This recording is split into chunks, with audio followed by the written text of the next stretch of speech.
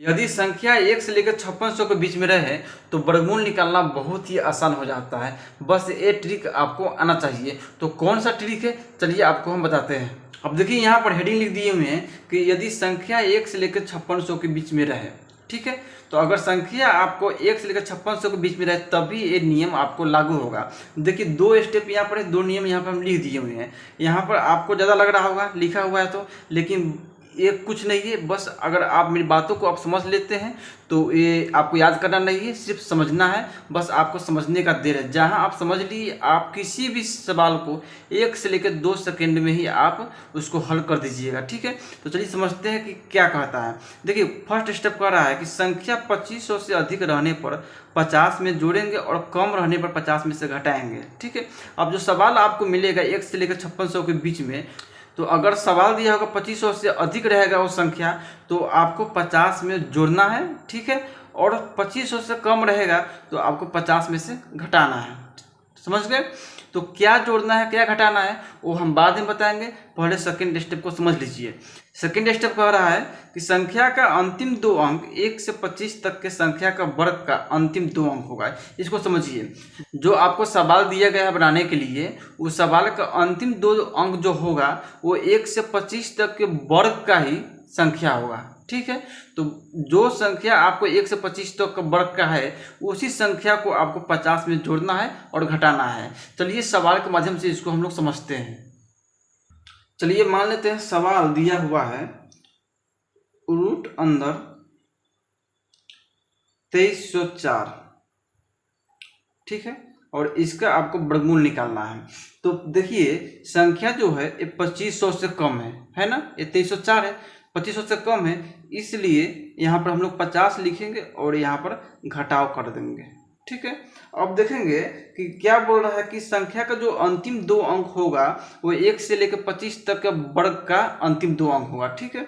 तो अगर 2 का, यहाँ पर देखिए हम लोग अगर 2 का स्क्वायर करते हैं, ठीक है, तो 2 गुने 2 4 आ जाता है, ठीक है। तो 2 का स्क्वायर 4 आ रहा है, इसलिए हम इसमें से 2 घटा देंगे, ठीक है। कितना बचेगा? 48। आपका आंसर आ गया। चाहे तो आप बना सकते हैं भाग विधि से, लेकिन ये आपका शॉर्ट ट्रिक है। आप 1 से 2 सेकंड में ही सवाल को बना सकते हैं, ठीक है। चलिए एक और सवाल लेते हैं। सवाल आपका हो जाएगा कि 2809 लेते हैं, ठीक है। ये 2500 से ज़्यादा ले रहे हैं सवाल। तो देखिए ये सवाल आपका 2500 से ज़्यादा है, ठीक है। तो इसलिए हम 50 यहाँ लिख देंगे और यहाँ प्लस का साइन लगा देंगे। नियम क्या कह रहा है कि अगर 2500 से ज़्यादा हो तो 50 में हम लोग जोड़ेंगे, ठीक है। तो ज़्यादा है तो इसलिए हम यहाँ पर जोड़ दे रहे हैं। अब देखिए यहाँ पर 9 दिया हुआ है, तो अगर 3 का स्क्वायर करिएगा तो कितना होता है? 3 गुने 3 9 आता है। तो 3 का वर्ग ही ना 9 है, तो इसलिए हम यहाँ पर 3 लिख देंगे, ठीक है। और हो जाएगा 53। आपका आंसर आ गया। इतना ही करना है। अगर मान लेते हैं कि सवाल लिए 3481, ठीक है, 3481 है और इसको वर्गमूल निकालना है। तो फिर क्या करेंगे? ये 2500 से ज़्यादा है इसलिए हम 50 लिख कर और जोड़ देंगे, ठीक है। अब देखेंगे कि जो 2 अंतिम अंक है ये किसका वर्ग है।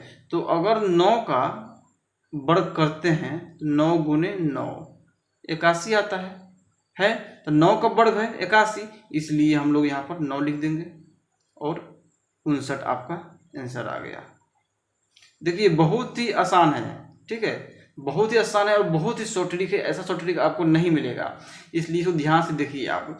चलिए अंतिम सवाल लेते हैं। अंतिम सवाल लेते हैं 5329। थोड़ा सा बड़ा सवाल लिए 5329, ठीक है।